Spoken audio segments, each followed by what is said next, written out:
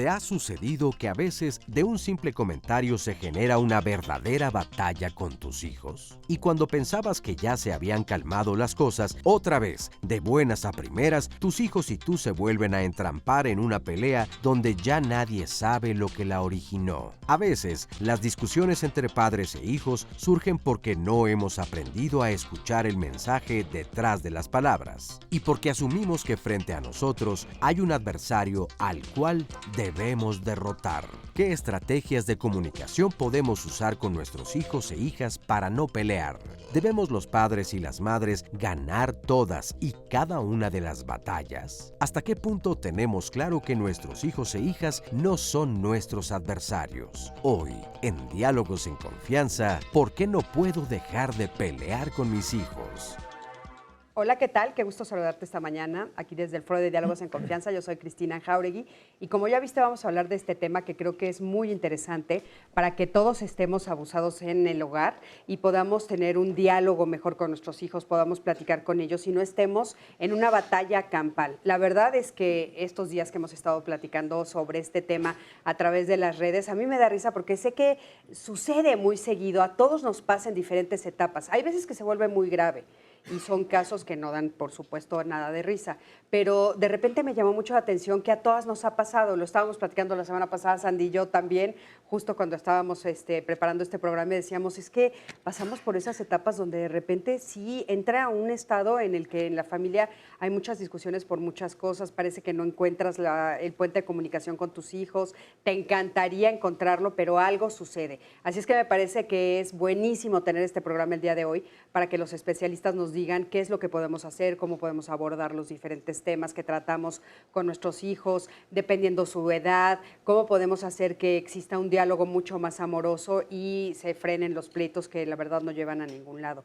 O si tienen alguna razón de ser, que nos los expliquen los especialistas para que lo entendamos. Así es que bueno, pues quédate con nosotros que vamos a estar hablando de este tema. Bienvenidos. Y Sandy, buenos días, ¿cómo estás? Buenos días, Cris. Muy bien. Y justamente pensando yo en cómo cambiarle el título al programa. Quédese con nosotros las próximas 2 horas para que entonces veamos cómo sí puedo dejar de pelear con mis hijos y no quedarnos en una cosa como de no se puede, es la forma en como ya nos aprendimos a comunicar, es la única manera en la que entienden, la que entiendo. Entonces, de esto vamos a hablar y nos encantaría conocer sus testimonios, sus dudas, qué les preocupa, si esto ya se ha salido de control, si recuerdan, yo platicando con Cris, lo que decías, Cris, de pronto tienes a una niña que está cumpliendo 12 años y que empieza a tener muchos cambios y dices, híjole, ¿en qué momento ya no me puedo o no me es tan fácil comunicarme con ella como cuando lo hacía cuando tenía 6 o 7 añitos? Que sentía yo que era más sencillo. Entonces, de esto queremos escuchar, queremos conocer y vamos a hacerlo a lo largo de las próximas 2 horas. Y lo invito a que participe a través de nuestras redes sociales. Recuerde, estamos en Facebook Live. En este momento usted puede debajo de la transmisión dejar sus preguntas, sus comentarios. Saludamos a todos los que ya están conectados. Tenemos nuestro Twitter, tenemos también nuestra cuenta de Tweet, tenemos el Instagram, también ahí puede seguirnos y comentar. Y también, como siempre, el teléfono, la línea de contacto con la audiencia lista para escucharlos. Por supuesto que sí. Bueno, le doy los buenos días a nuestras queridas amigas, las intérpretes de lengua de señas mexicanas, Istiel Caneda y Lea Vadillo. Bienvenidas, chicas. Al público, por supuesto, gracias por estar aquí, gracias por tomarse la mañana. Un poquito más adelante estaré platicando con algunos de ustedes. Y, por supuesto, todos los que nos están viendo a través de las redes sociales, a través de Facebook Live, a través de la televisión. Quiero decirles que pusimos una encuesta, que esto es bien importante porque ustedes ya saben que a través de Twitter estamos poniendo encuestas, y la pregunta fue, ¿cuándo una discusión con tus hijos se sale de control? ¿Qué haces para terminar con ella? O sea, cuando ahí está, ya la pueden ver, esa fue, y fíjense, golpes fue el 12%, negación, ¿no? 5%. Castigo, 33%, guardas silencio, 49%. Y bueno, alguien nos preguntó qué pasaba con el diálogo. Creo que sí es importante decir que el diálogo nos faltó ponerlo ahí, pero creemos que sí, el diálogo es también muy, muy importante. Y bueno, un poquito lo que queríamos es saber ustedes qué opinan sobre cómo es que hacemos para, bueno, pues frenar el pleito cómo hacemos, si negociamos, si a veces hay gritos, si a veces lo negamos, si a veces guardamos silencio. Fíjense que es muy común esto de guardar silencio y hacernos para atrás, pero no necesariamente resuelve la situación. A través del programa vamos a seguir viendo cómo va avanzando esta encuesta y seguir platicando del tema, por supuesto, con ustedes. Y para platicar de esto el día de hoy tenemos como invitados a Gerardo Arigis. Él es psicoterapeuta humanista, él es tanatólogo e instructor de comunicación no violenta. Gerardo, ¿cómo estás? Muy bien, Cris, gracias por Justo invitarme. tu tema. Justo mi tema. Sí. Mi mero mole y con mucha pasión lo abordo. Sí. Bueno. ¿Tú crees que ha aumentado esto de los pleitos en el interior de las familias, hablando históricamente? O sea, como que hay una tendencia a pensar que antes, porque los papás eran un poquito menos tolerantes, tal vez no había tantos pleitos. ¿Esto es real? Sí, yo creo que en el momento que se abren los modelos autoritarios, puede darse como un pendulear hacia el otro lado. Y además, pues no solamente eso, socialmente estamos en niveles mucho más violentos y eso necesariamente al interior de las familias se refleja. Sí, qué triste, Entonces, fíjate. sí. Importante frenarlo. Bueno, ya hablaremos de eso. María Rueda está con nosotros, ella es psicóloga y psicoterapeuta. María, ¿cómo estás? Bien, muchas Bienvenida, gracias. qué gusto Muchísimas tenerte por gracias. aquí. ¿Tú Muy qué amable. opinas del tema? Bueno, pues opino esto, ¿no? Justamente es un tema realmente alarmante y claro, es un fenómeno muy común, pero pues todo es cuestión de grados. Y parece que desde luego es esto, ¿no? Es como un regresar de este autoritarismo ahora a una apertura total en donde pues el otro ya no sabe muy bien dónde colocarse tampoco, ¿no? Hay que tratarlo caso a caso, sin duda. Claro que sí. David Carrión también está con nosotros, él es psicoanalista y psicoterapeuta individual y de pareja. David, ¿cómo estás? Bien, Cris, gracias. Buenos días. Buenos días a todos. Gracias por la invitación. ¿Tú crees que, gracias por aceptar, ¿tú crees que tiene que ver un poco con esto que hemos estado diciendo en algunos otros programas de que somos la generación sándwich? La regañada por nuestros papás y regañada por nuestros hijos. Eso creo que no se puede negar, lo somos. Pero pienso también que discutir en familia es algo que sucede comúnmente. O sea, no creo que haya una familia en la que no se discuta. Creo que es parte inherente de ser familia. Que si hay reglas para discutir, es lo que vamos a hablar hoy, ¿no? Tal vez, ¿qué es una sana discusión en familia? ¿Qué utilidad tiene el discutir? ¿Para qué puede servir discutir en familia? Eso es lo que podemos hablar y discutir aquí el día de hoy. En este programa de diálogos, bienvenido. Exacto, gracias. Jenny Abarca también está con nosotros, ella es facilitadora de comunicación no violenta. Jenny, ¿cómo estás? Encantada, muchas gracias, Cris. Bienvenida, qué gusto tenerte aquí. ¿Tú Gracias. qué crees si es el que se haya aumentado los índices de violencia? ¿Con qué crees que tenga que ver? Creo que tiene que ver con que vivimos en una época de desconexión y de deshumanización. Ya no vemos al otro como humano ni nos vemos a nosotros mismos como humanos.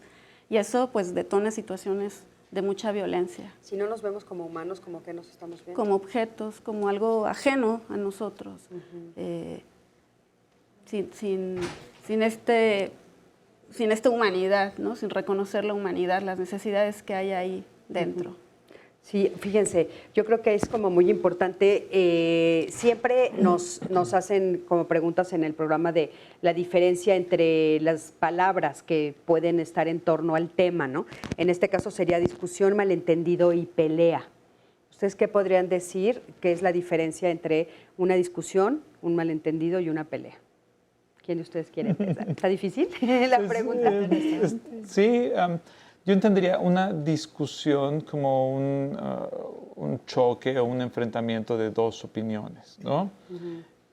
Que no necesariamente es una pelea, la pelea ya es una descarga agresiva, ¿no? Ya hay una intención de eso, de agredir, de dañar al otro, consciente o inconscientemente.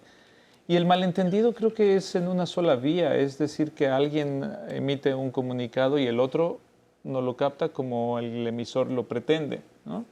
Ese es el malentendido y ahí puede parar la cosa, de ahí se puede derivar a una discusión o a una pelea. Adelante. Sí, me quedo pensando en los malentendidos se dan porque en vez de estar escuchando al otro para comprenderlo, estoy escuchando al otro para responderle. Ajá. Y entonces yo tengo un guión mientras te oigo, pero en realidad no estoy escuchando nada. Estoy escuchando lo que pienso. Estoy escuchando lo que pienso y cómo encontrar inconsistencias en lo que tú estás diciendo para colarme por ahí. Y ahí entra el modo adversarial que comentaba alguien, ¿no? Nos vemos como adversarios, entonces desde lo adversarial hay que competir y hay que ganar el punto al otro. Y es tristísimo que ese, en vez de ser un diálogo de padres a hijos, se esté dando más en un modelo donde yo tengo que ganar el punto. Y el reflejo que tienen los adolescentes es competir con los papás, justo porque eso les hemos modelado, si no se lo inventaron. Es decir, ellos no llegan a la discusión, a los malentendidos o a la pelea por generación espontánea. Esto los hemos venido entrenando a lo largo de muchos años, en donde ellos ven que eso es. Digo, nada más veamos a nuestros candidatos a presidentes cómo discuten cuando se están candidateando y cómo pelean y se ven en modo adversarial y buscan cómo oprimir al otro, y eso después preguntamos al día siguiente, ¿y quién ganó? Y lo vemos como normal. Hemos normalizado las discusiones adversariales. O sea, podríamos Ganar, perder. podríamos decir que podemos tener una discusión sin terminar en un pleito. Sí, claro, cuando es un intercambio de opiniones y hay un propósito común al que queremos llegar. Fíjate Es que qué los importante, un propósitos propósito además común. pueden ser conscientes o pueden ser inconscientes. Claro. O sea, en el caso de esta adversariedad entre el adulto y el hijo adolescente, es una necesidad para el hijo adolescente competir y afirmarse, ¿no? Es decir, yo también tengo voz y voto, yo también valgo aquí. O sea, está siendo una necesidad intrínseca de él que se vuelve un desastre cuando el padre narcisista tiene la misma necesidad de aquí mando yo y aquí me impongo yo y el tú te callas, pues ya no funciona. En vez de darle espacio, lo oprime, ¿no? Por supuesto, porque no está comprendiendo esa necesidad de crecer y ser Y un adulto. poquito antes, porque esos adolescentes fueron niños en algún momento, y cómo los vamos llevando de la mano hasta ahí, porque aquí nos comparte una persona en Facebook Live. No puedo dejar de pelear con mi hijo de 4 años. Su papá se lleva bien con él, pero no puedo encontrar la manera de acercarme. Intento jugar, intento muchas cosas, pero me rechaza. Y cuando se molesta, comienza a golpearme. Y luego comenta algo que se me hace muy interesante. Sé que yo hice algo mal, pero no puedo pedirle una disculpa. O no nos dice qué es lo que hizo mal, pero ¿cómo es esto de que un papá no puede pedirle una disculpa o una mamá a un hijo? Y cómo se está dando esta dinámica en donde uno de los dos hace equipo con el niño. Por otro lado, también nos dice, depende mucho de la edad de los hijos. Cuando ya son mayores y aún continúan viviendo en la casa de los padres, se torna casi una guerra campal. Aunque les hayas dado amor y contenido, lo mejor posible al ser adultos, que desean vivir como adultos, pero al mismo tiempo desean seguir siendo niños, y se pone muy desagradable el asunto. También ya hemos tenido programas enteros de esto donde hay 2 adultos ya o varios en casa y bueno, ¿quién es la autoridad? Claro, Pero empezando fíjate. por los pequeñitos. Pero un poco la idea es empezar por los pequeñitos, pero entender cómo nosotros como adultos somos como los que ponemos el ejemplo equivocado, ¿no? Esto de saber la diferencia entre una discusión, un malentendido y una pelea, y yo pondría aparte un desacuerdo, es como muy importante para entender cuál es el mensaje que yo le estoy dando a mi hijo y por qué mi hijo no lo entiende o lo repite de esa manera. O sea, ¿qué me está diciendo mi hijo chiquito cuando me está rechazando, como en el ejemplo que nos está poniendo Sandy, ¿no? O sea, ¿cuál es la dinámica que está sucediendo ahí? Yo estoy frente a qué, yo cómo estoy actuando como papá, que la respuesta de mi hijo es esa, porque sabemos que nuestros niños son nuestros termómetros, ¿no, Gerardo? Sí, ahí lo que me interesa mucho es ver que ese rechazo que está teniendo el niño viene de algo, de alguna necesidad insatisfecha en él o en ella. Y entonces, más que ver y querer controlar la conducta, es ver qué hay atrás de esa conducta, porque luego nos vamos a querer ir como a la cuestión de controlar. Si vemos con mucha mayor empatía y mucha mayor profundidad, eso que manifiesta es una necesidad no atendida, y ya cuando está el enojo y la ira ahí, la ira es hermosa en algún nivel cuando le estás viendo que atrás de ello hay algo que ya se acumuló, algo que pugna por equidad, algo que pugna por cosas que está ahí. Si en vez de quererla erradicar, porque la ira además es una de las emociones más rechazadas, como la que menos debería existir, si encontramos que hay un para qué, entonces podemos ir al meollo y atender la necesidad insatisfecha, y por añadidura la emoción aflictiva se va a quitar, pero no se quita por controlarla, sino se quita por poder ver mucho más profundamente que atrás de cada sentimiento hay necesidades importantísimas que buscan expresarse. Oye, no, los hijos son, esto que decíamos, ¿no? Son como el termómetro. O sea, en el caso del ejemplo que nos leyó Sandy, ese niño nos está diciendo algo. Yo alcanzo a escuchar que la mamá tiene una culpa ahí, ¿no? Sí. Claro. Y entonces la mamá está actuando desde la culpa y el hijo está respondiendo desde la culpa, ¿no? O sea, habría que decirlo como de una manera más ejemplificarlo y bajarlo a la realidad para que nos entiendan lo que nos Y eso están se viendo, va a ¿no? O perpetuar, sea, Cris. eso sí, claro. O sea, ella está diciendo, hay algo que no puedo resolver y su hijo le está gritando, yo lo sé, ¿no? Pero bueno, eso Sí. lo entendemos. ¿Qué puede hacer esa mamá en ese caso? Porque es cierto que la forma como mi hijo está peleándose conmigo es porque está reflejando algo que yo estoy haciendo. Sí, exactamente no se puede decir porque faltan datos, pero la lectura que le doy a este ejemplo es que los padres no están haciendo un frente común, es decir, el niño lo que está declarando es que hay una diferencia entre sus padres, porque el niño tiene un trato distinto con cada uno, señal de que cada uno lo percibe de manera distinta. Claro. Creo que lo que Y tiene tendría 4 años, y tiene 4 realmente, años, es la manera que tiene a los 4 años para declarar lo que está percibiendo, si no consciente y de manera racional, pero algo está sintiendo el niño en la relación con esos padres. Yo diría, tendría que haber una comunicación otra entre esos padres de manera que procuren un frente común con este niño. En ese caso en particular, yo creo que le diríamos, sin temor a equivocarnos, que vaya a terapia, ¿no? O sea, que Sí. acuda con una especialista. Pero si lo podemos en un plano más general para todos los que nos están Sí. viendo, o sea, la forma en que mi hijo o mi hija está respondiendo frente a las discusiones, ¿tiene que ver con ella o tiene que ver con lo que está viendo en casa? Tiene que ver con lo que está viendo en casa. Tiene ¿Nos que ver pones un con ejemplo? ella en el sentido de que es la manera en que lo puede comunicar. Estamos hablando de un niño de 4 años, ¿cierto? Pensemos cómo le hablamos nosotros mismos como padres a un niño de 4 años. Cuando le dices no corras o no agarres ahí, son con indicaciones muy breves, muy cortas, y son más bien indicaciones, más que argumentos, ¿no? El argumento puede ser cuando mucho, te va a doler, te vas a pegar, te vas a quemar, así, ¿no?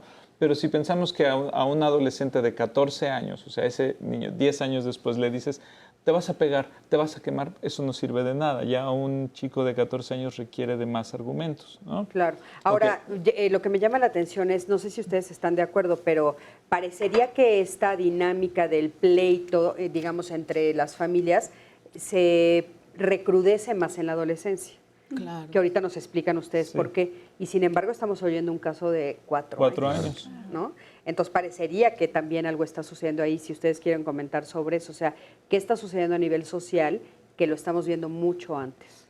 Bueno, es que finalmente hablar del pleito, ¿no? Del problema, sea la discusión, sea la diferencia, sea lo que sea, no es lo mismo, ¿no? En un niño de 4 años, en un niño de 6 años, que en un muchacho de 11, 12 años que ya está en la pubertad, y entonces estamos hablando de cosas diferentes.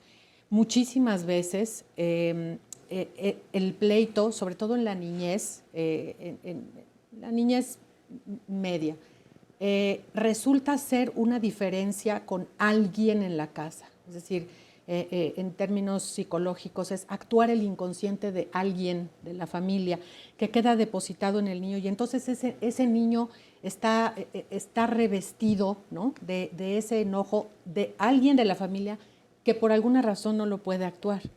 Entonces también estamos hablando del enojo de quién, de la discusión de quién con quién, ¿no? En estas preferencias que luego ocurren también al seno de las familias y que pues terminan en desastres de ese tamaño, ¿no? Cuando ya un chiquito a esa edad de 4 años, pues ya tomó partido, punto, porque parece además que las funciones están muy claras, ¿no? O sea, yo mamá soy la culpable y entonces como soy la culpable, pues castíguenme, ¿no? Tengas la edad que tengas. Sí, ¿dijiste el nombre? No. No. Le podemos avisar, o sea, no estamos diciendo tu nombre y puede ser de manera anónima que nos diga qué es lo que está pasando realmente atrás, que nos ayude un poquito a darle a ella un poquito más de seguimiento, ¿no? Porque preguntaba si es cosa de la percepción del niño o es responsabilidad de los padres. Y yo creo que es cosa de ambos lados, Es de ¿no? ambos Estamos lados. hablando de una familia Por que supuesto. funciona sistemáticamente, es decir, como un sistema. Son varios elementos que forman un grupo.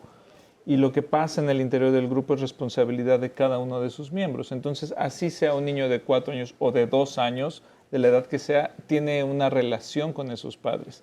Primero, mientras más chicos son los hijos, es mayor la responsabilidad de los padres de lo que está pasando con ellos, ¿no? Pero no podemos excluir o dejar de lado que el niño también tiene una percepción de las cosas y una manera de comunicarla y de transmitirla. Claro. Que Pero puede fíjate, gustarle. en el caso, perdóname, de la alienación parental, que pues sucede realmente desde muy chiquitos, pues sin lugar a dudas están en manos del enajenador, ¿no? Es decir, tienen muy pocos elementos para hacer un criterio propio, ¿no? En la niñez y decir, ok, a ver, esto corresponde a esta parte y esto a esta. O sea, si le están, en términos coloquiales, calentando la cabeza contra el otro mañana, tarde y noche, ¿cómo mete las manos, ¿no? ¿Cómo se defiende? Es muy raro que venga una figura rescatadora y que lo ancle, ¿no? En un punto medio y decirle, no, pues es que sabes que tu papá o tu mamá pues están equivocados, también considera Por eso de chiquitos es como difícil. Ya un poquito más grandes, ya ellos podrían empezar a tomar algunas decisiones de cuestionar, ¿no? Que ya sé que a veces el daño es tan fuerte que ya ni de grandes se pueden cuestionar, pero en realidad a eso te refieres, ¿no? Que ya más grandes ya es un poco también responsabilidad de cada quien irse cuestionando La comunicación y la forma en la que estoy. Oigan, vamos a ver el siguiente sondeo. ¿Cuáles son los principales motivos por los que discutes con tus hijos adolescentes? Vamos a ver qué nos dijeron. Ay, es difícil porque la llevamos muy bien. Mis gemelos es niña y niño. Entonces, estaba la diversidad ahí mismo y más bien intervenía yo porque no discutieran ellos, pero creo que la llevamos muy bien. Por los videojuegos. Yo pienso que porque tienen mucha información por medio de los sistemas eléctricos, televisión, tablets, celulares. Porque son mayores, pretenden que siempre pueden hacer lo que ellos quieran. Y por eso se sienten envalentonados los pequeños hoy en día para pues para estar en contra de los padres. Por la rebeldía de que querían empezar a probar cosas nuevas. Siempre decían que yo ya estaba grande, que ellos estaban jóvenes y pues que tenían que empezar a vivir. Por la falta de comunicación, la falta de atención hacia los hijos, el no saber dónde andan, con quién anda, es finalmente la comunicación entre familia. Que levanta tus juguetes y vamos a ir a algún lado. Quiero que hagas sus cositas primero para podernos ir a la tienda o al parque o algo así. Fíjense qué interesante que a veces son los motivos algo muy, muy sencillo, lo que hace que de repente los pleitos sean interminables, ¿no? Claro. ¿Querías comentar algo antes del sondeo? Gracias. Quería referirme al chiquito de 4 años, que incluso a los 4 años podemos hablar con él. Y él tiene una necesidad de claridad, porque por lo que parece algo sucedió ahí que no se ha arreglado y la madre se trata de acercar a él a través de la culpa, y entonces ahí hay un obstáculo muy grande. Y él podría entender perfecto y recibir el duelo de la madre y recibir el por qué pasó lo que sucedió. Entonces, aunque tenga 4 años, podemos hablar con él, o la madre puede hablar con él y quitar esta barrera. Sí, bien importante. Claro. Primero ella misma trabajar con su propia Por supuesto. culpa, ¿no? Sí. No. Porque yo pensaba, ¿hasta dónde te puedes tú quedar con esta culpa como mamá? Y pasan los años y eternamente entonces ya no validan tu autoridad, todo lo que significa tu posición dentro de la familia, ¿no? Claro. Se empiezan a invertir los roles y imagínense en la adolescencia, como el caso que les voy a leer a continuación. Nos dice una mamá, mi hija tiene 19 años y ya la relación con su papá es una guerra campal. Ella le reprocha que no la escucha, que la juzga en lugar de escuchar, y por otro lado se queja de que ella es altanera, que cualquier tema que se debate termina en pleito y arranques. Dice, ella es muy dedicada en su carrera universitaria, tiene novio y me ha comentado que ha pensado irse a vivir con él. En serio que no sé si mi esposo necesita terapia para controlar su autoritarismo. Eso aunado a que la familia de él, de todo la critican a mi hija. Mis hijos ya se hartaron de esto y de su carácter, que es muy explosivo. Esta figura del papá al que no se le puede pues acercar para tener un diálogo. Que es un ejemplo clarísimo de la razón por la cual después se replica, ¿no? ¿Quieren comentar algo al Sí, respecto? yo ahí veo que de repente, y en consulta lo veo muy seguido con los adolescentes, que llegan a decirme, qué bonito es tener a alguien que me escucha y no me juzga. Porque ahí en el juicio, en estar diagnosticando, enjuiciando, cuando dice esta persona, me dice que soy altanera, le está poniendo una etiqueta. Entonces toda la escucha se va a un lugar en donde viene esta noción de estoy con alguien que no me ve, y entonces es como este lugar, no sabemos escuchar, no sabemos estar en un lugar de presencia empática, escuchando para comprender. De verdad, esto es bien importante. Si escucho para comprender, lo que estoy buscando es qué sentimientos hay atrás de mi hija que está diciendo lo que dice, qué necesidades está tratando de satisfacer a partir de cómo se manifiesta. Veían el testimonial que dice alguien, es que se sienten que pueden o que están en contra de nosotros. Bueno, si partimos de la premisa que los adolescentes están en esa posición, ya estamos en una condición de rebatirles porque ya tenemos un prejuicio nosotros para interactuar con ellos. Es bien importante que nosotros como adultos veamos las premisas desde las cuales partimos para dialogar con ellos, porque si yo ya parto con la noción de que va a pelear, de que está en mi contra, etcétera, pues entonces la discusión va a llegar a este modo pelea. Oye, Gerardo, ¿y no es también un poco esto que dices, revisar cómo me paro como autoridad o como papá y qué espero de eso? Porque de repente parecería que la sociedad está esperando que yo me pare como mamá, me pare como papá, y eso parecería que la traducción es que yo tengo que ganar. Porque si soy mamá o soy papá, tengo que ganar, ¿no? Claro, a mí me parece que la palabra autoridad ahí puede ser interpretada de muchos modos. Si vamos a entender autoridad como un liderazgo firme que puede estar presente para cuidar las necesidades de todos los involucrados, es totalmente diferente a ejercer autoridad desde yo soy el que sabe y tú no.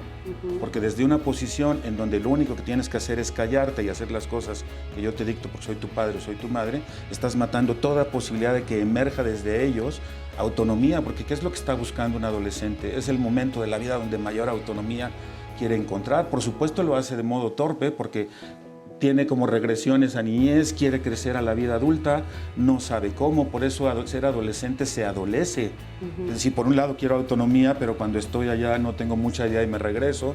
Y cómo poder estar en este penduleo que son ensayos. Y quiero autonomía en unas cosas y en otras no. En otras no, pero están haciendo Vamos a un corte, en un momentito regresamos, quédate con nosotros, estamos en Diálogos en Confianza.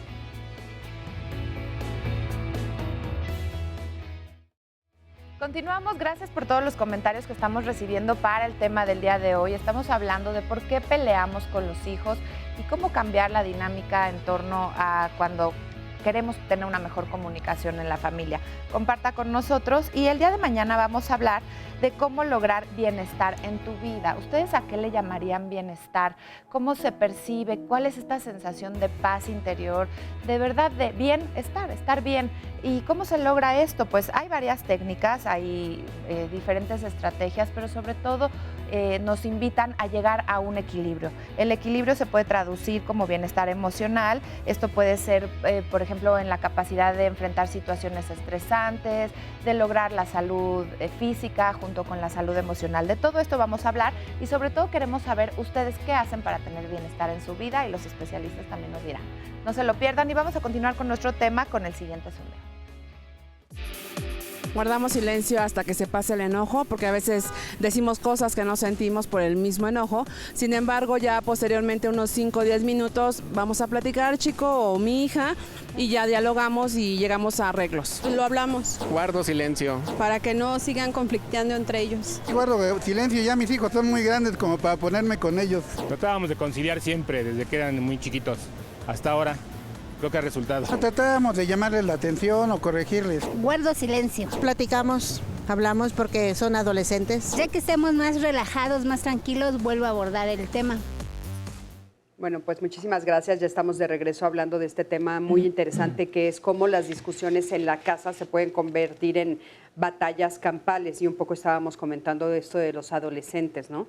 Que de repente ya cuando entran en la etapa de la adolescencia, bueno, pues hay como muchas cosas en el interior que suceden. ¿Nos pueden explicar un poquito qué le pasa al adolescente? ¿Por qué de repente también es una lucha interna y una lucha externa la que está viviendo? Son sin duda muchas cosas. Ahorita comentábamos una de ellas, que es el duelo que vive el adolescente por su niñez. el adolescente sí llega a sentir una especie de duelo, de tristeza, de pérdida por esa niñez. Dabas el ejemplo de un niño de 12 años que ya no parece tan niño y ya no le dan dulces en Día de Muertos, ¿no? Y eso para él puede significar de verdad algo muy triste. Pero hasta con las cosas más cotidianas en la casa, donde empezamos a ver a un niño que va creciendo y nosotros mismos le empezamos a dar como padres otro trato. Y eso los hijos lo resienten sí o sí. Y es a eso lo que pueden estar respondiendo. El adolescente por desarrollo va a tratar de establecer también su identidad, su personalidad, y eso implica diferencias con los padres. Es tarea de nosotros los padres estar conscientes de ello y no pensar que es un adversario, ¿no? Sino que es un hijo que está en desarrollo y que tiene cambios. Claro. Pensemos la familia como un sistema que funciona en varias dimensiones. 2, por lo menos, es la horizontalidad y la verticalidad, ¿no? Decimos que todos somos miembros de la familia y todos somos iguales en el sentido de que para todos nos procuramos un bienestar, ¿no? Pero hay una verticalidad donde sí hay una autoridad. Estábamos hablando también hace un momento de qué es el ser autoridad.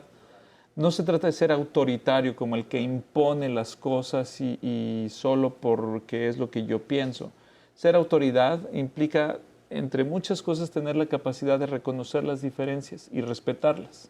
Claro. Procurar un bien común en el sentido o en el plano de la horizontalidad es que el bien sea para todos. En la verticalidad me tengo que poner como la autoridad, que soy el mayor, que supone una mayor capacidad de juicio, de pensamiento, de toma de decisiones para esta familia.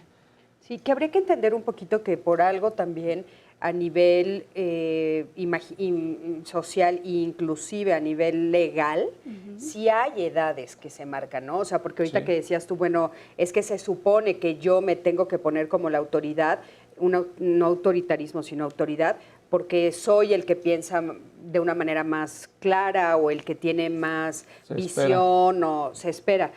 Pero sí, porque, bueno, tengo menores de edad a mi cargo, ¿no? Sí. O sea, eso es como muy importante entenderlo. O sea, claro, sí es por eso a veces importante que sea a nivel horizontal. Perdón, también. Vertical. Así sería vertical. Perdón. Claro. Y incluso con niños menores es importante entender que yo por mi rol de padre o de madre ya tengo más poder que él. Y la cuestión es preguntarme cómo quiero utilizar ese poder. ¿Quiero utilizarlo sobre él para someterlo, para que haga lo que yo diga y para privarle de su libertad de elegir? Aunque sea pequeño, aunque sea de 4 años. ¿O quiero utilizarlo con él? Para buscar, justo hace rato decíamos, cómo llegamos juntos a este propósito común. Decía David hace rato algo que me encanta, que es, todos queremos contribuir al bienestar de los miembros de la familia. Entonces, ¿cómo llegamos hacia ahí? ¿Cómo sé que ya llegué ahí? O sea, ¿cómo sé que sí estoy escuchando a mis hijos? Por la respuesta que él tiene. Cuando él se niega a hacer lo que yo le estoy pidiendo, por ejemplo, es porque no lo estoy escuchando en realidad, porque no estoy viendo a qué le está diciendo que sí cuando a mí me dice que no. Y eso es algo bien importante y es algo muy práctico que podemos utilizar como padres de familia. En lugar de contarme una historia que me está diciendo que no porque es un rebelde, porque yo no soy buena madre, me pregunto a qué le está diciendo que sí. Si ya lo llamé 3 veces a bañarse y él está jugando entretenido, un niño pequeño, puedo preguntarme, ¿a qué le está diciendo que sí? Bueno, le está diciendo jugando. Que sí, exacto, al juego, a la diversión, al descanso. Y entonces puedo reconocer eso. Eso no quiere decir que lo voy a dejar y que no se bañe, ¿no? Sino puedo reconocer y entonces puedo acordar con él. Y entonces ejerzo el poder con... O sea, puedo entender desde dónde está diciendo el tomarlo personal. Así es. Mira, justo en lo cotidiano es que tengo aquí un ejemplo que nos puede ayudar. Dice Adriana, yo regaño todas las mañanas a mi niña de 10 años y a mi niño de 5 antes de ir a la escuela por su aseo personal. Yo me imagino perfecto ese momento caótico de todas las casas donde hay niños pequeñitos y tienes que salir de todas las casas. Exacto, y a la escuela y la mamá a trabajar y el papá.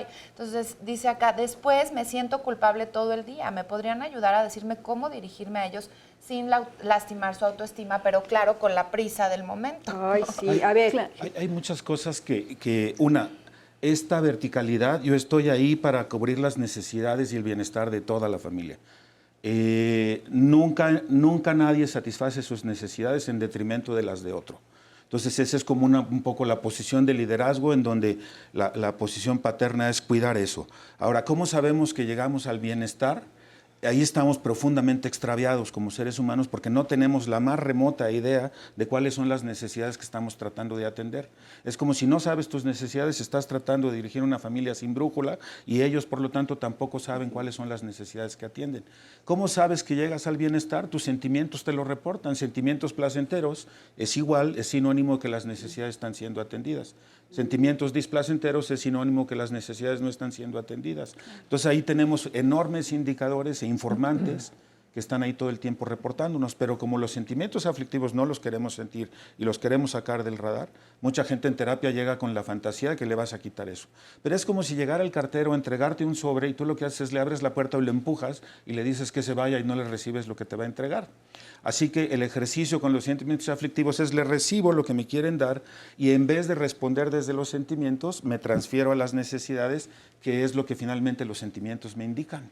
Y me transfiero también a la realidad, porque digo, sí se oye muy bonito que las familias velan por el bien común, pero lo que yo veo normalmente no apunta para allá, apunta al bien de uno de los miembros o de dos miembros de la familia que ven por su bien, ¿no? Para ser aplaudidos, para someter a los otros y entonces poder destacar, ¿no?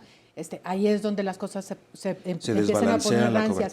Fíjate, ese caso que tú leíste, el último caso de la adolescente aguerrida, ¿no? Es exactamente el mismo caso del chiquito de 4 años que le pega a la mamá. Hay una diferencia abismal, ¿no?, entre la forma de crecer del padre y de la madre. La madre del adolescente ya está criticando al padre y sabe que es un autoritario, y ella misma no ha podido ponerle límites a ese pareja, claro, padre para que no maltrate a los hijos, y la voz aguerrida es de esa adolescente que está gritando por lo menos por ella y por la madre. Creo que hay otros hijos por ahí, ¿no? Y en vez de cambiar de estrategia en el abordaje de cómo estás yendo a la niña, lo que haces es recrudeces las medidas autoritarias. Sí, por lo tanto se sale de control. Claro, María, esto que estabas comentando, o sea, digamos que lo ideal, que sabemos que está puesto ahí como para la idea de tratar de alcanzarlo, aunque es muy difícil, es encontrar una familia armónica donde todos los miembros estén viviendo una democracia y una equidad y todo esto que hasta cuesta trabajo decirlo. Eso lo entiendo perfecto. Sí es cierto, lo que acabas de decir es exactamente la razón por la que este programa tiene sentido, es que hay como estas diferencias en el interior de todas las familias, ¿no?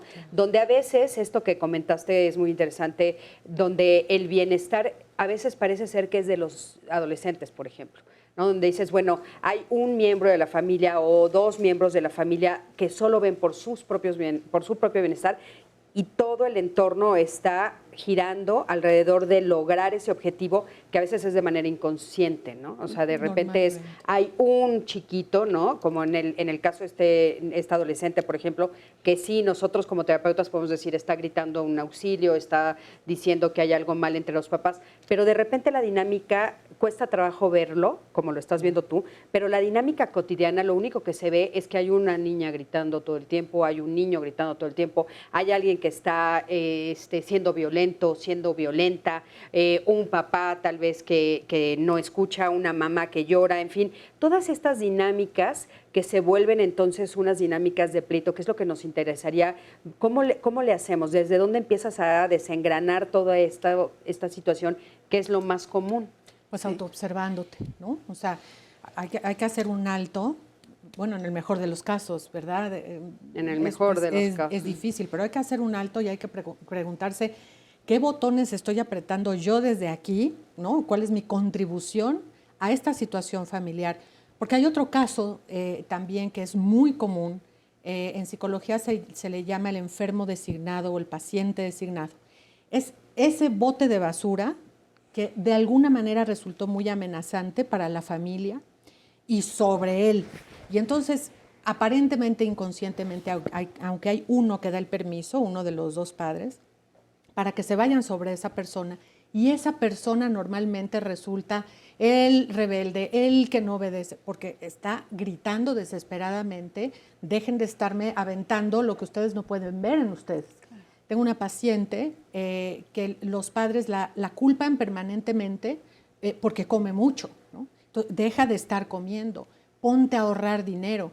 Cuando le estamos escarbando a su historia y a la dinámica familiar, pues resulta que los dos padres tienen una tremenda obesidad, no pueden controlar su manera de comer, no saben ahorrar dinero, entonces pasan unas penurias espantosas mes con mes, pero lo están viendo en ella. Lo proyectan, claro. Claro. No se ven a ellos. Y no se Oye, ven. María, Claro. y empezando exactamente por los padres, porque aquí tenemos un testimonio en donde varios, en donde principalmente los papás no se pueden poner de acuerdo y empiezan estos bandos. Entonces dice aquí, yo tengo una niña de 10 años y siempre ando peleando con ella porque cuando la mando o le pido que haga algo, solo me dice que sí, pero no lo hace.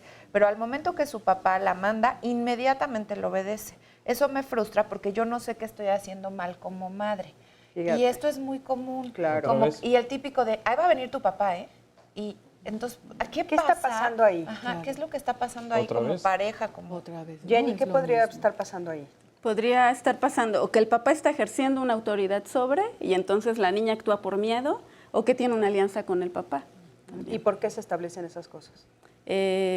Las alianzas, porque pues, los niños pueden percibir un desequilibrio en la relación, porque pueden obtener más cosas, por ejemplo, si se acercan más al padre. ¿Perdón? Jalan hacia donde les conviene. Claro, hacia donde les conviene. Puede ser que... Regularmente las alianzas se establecen por una diferencia entre los padres. Es un conflicto entre los padres y son ellos mismos los que empiezan o procuran la alianza con los hijos. Creo que es mucho más común en nuestra cultura y en nuestra comunidad una alianza donde la madre hace el grupo con los hijos y el padre queda fuera. Se puede ver muchas veces también este otro ejemplo, donde es el hijo, es el padre con la hija, es el padre con los hijos, pero es por una dificultad entre los padres. Sí. Ahora, Esta esto que dices de una dificultad, ¿podrías ampliarlo un poquito? Porque parecería... puede quedarnos corta, ¿no? O sea, haz de cuenta, la dificultad puede ser que tú me recuerdas a alguien que no me cae bien. La dificultad no es nada más por llegar tarde. Exacto. La dificultad pueden ser muchas otras cosas. Enojos, pleitos no resueltos entre esos padres porque uno de ellos le puso el cuerno al otro, porque uno odia a la mamá del otro, porque uno no le hace caso a su familia, porque uno se siente menospreciado, porque tal vez te costó mucho trabajo que te hiciera caso y entonces te estás vengando. O sea, son miles de cosas, ¿no? Eso es bien importante decirlo. ¿Por qué pelean esos papás? Yo preguntaría, ¿y ustedes por qué pelean? Exacto. ¿No? ¿Cuáles son sus motivos de discusión y de pelea regularmente? ¿Y cómo los resuelven? ¿No? ¿Cómo acaba ese pleito? Había una encuesta, la presentaron al principio, que si acaba con un silencio, con un castigo.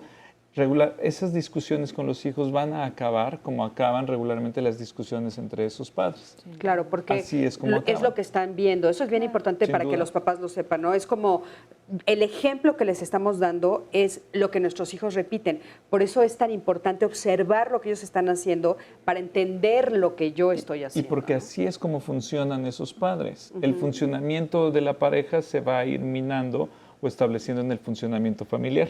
Claro. Ahora con el silencio, que fue la mayor respuesta, con el silencio hay que tener muchísimo cuidado. Claro. El silencio tiene muchas lecturas y normalmente la lectura del silencio detrás de una discusión es agredir.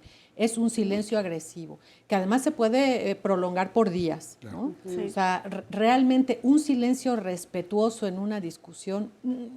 Okay. Es El muy silencio se utiliza a veces como un mecanismo de defensa, ¿no? Y se utiliza para decirte no existes. Claro, O sea, por eso es tan violento, ¿no? Así anulas y destruyes al otro. Es que eso es bien importante decirlo, o sea, para que lo entendamos todos, ¿no? Claro. Porque de repente yo digo, bueno, pues es que estoy guardando silencio, no estoy haciendo nada malo, ¿no?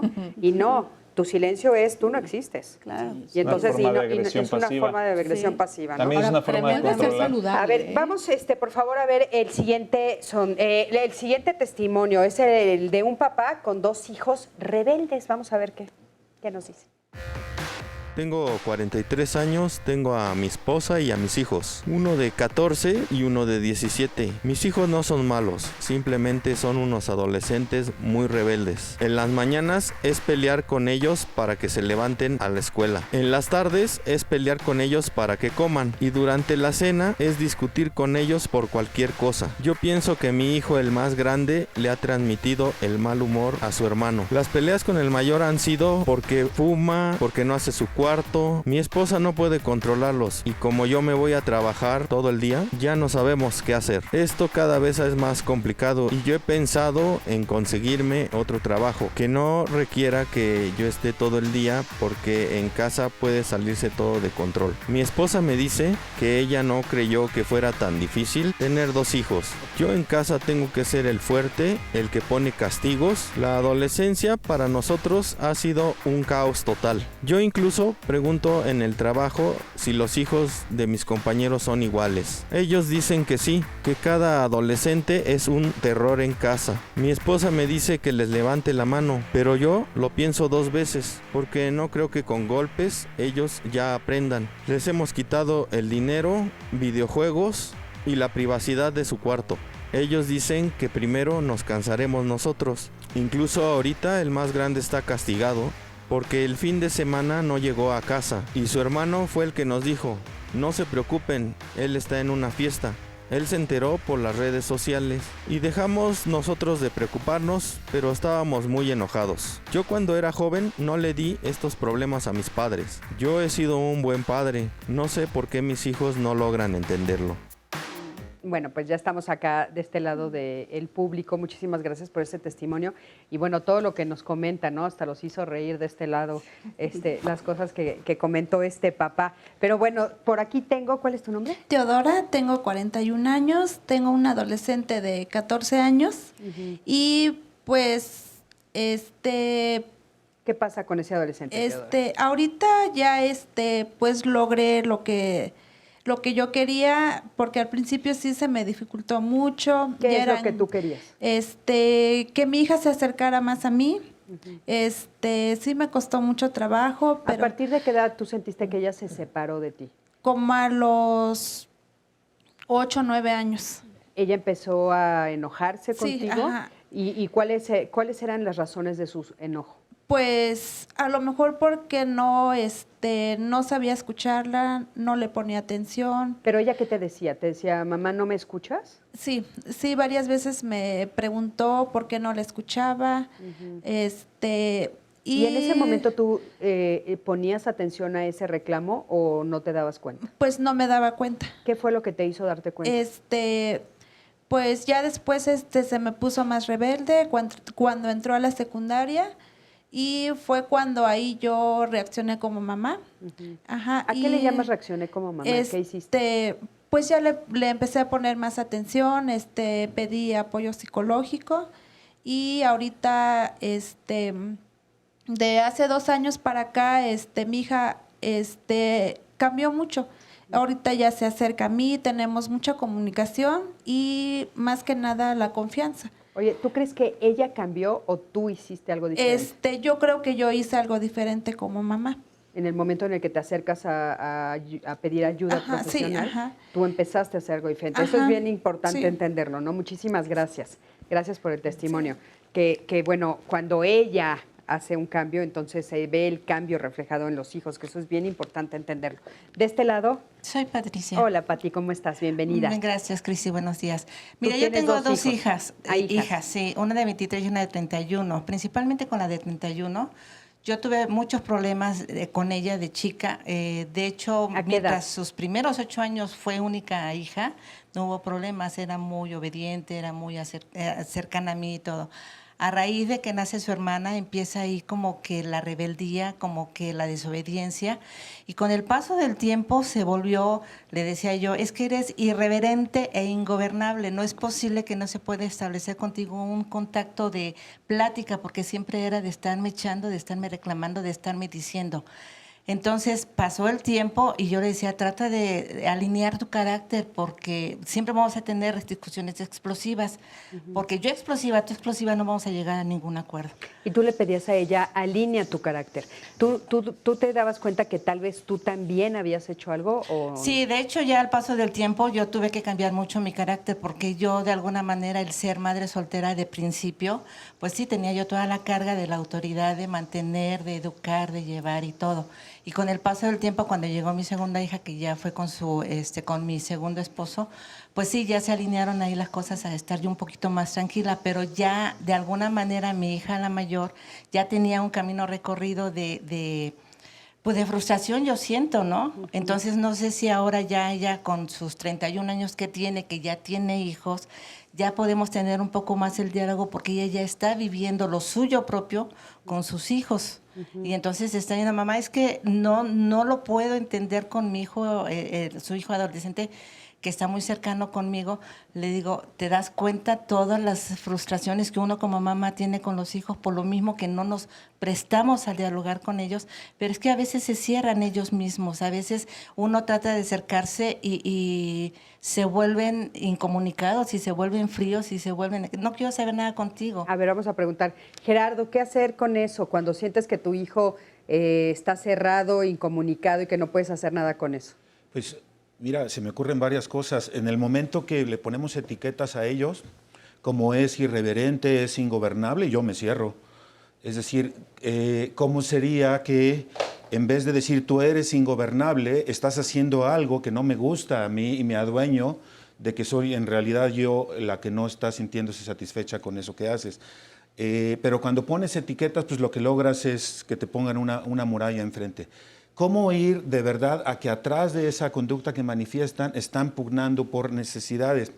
Cuando hablamos de rebeldía, ¿cómo sería en vez de decir qué mal que sea rebelde, atrás de la rebeldía que tratas de expresar? Quizá estás pidiendo escucha, autonomía, ser escuchada, etcétera.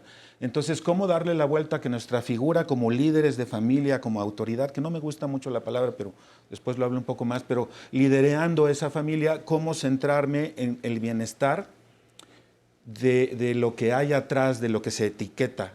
Las etiquetas logran que se cierre la persona. ¿Cómo se logra la apertura? Siendo empáticos, una escucha empática con el otro a profundidad, porque lo que no confían los hijos es en ti. Claro. ¿Cómo recuperar la confianza? Pues si genuinamente estás escuchando para atender esas necesidades que se expresan, pero que se entienda que no son solamente las necesidades de uno de los lados, sino son las necesidades de todos. No sé si esto contribuye un poco a la claridad. No, bueno, claro que sí. Bueno, sí, creo que queda claro el pensar que, bueno, de repente como papás nos cuesta trabajo voltear a vernos, ¿no?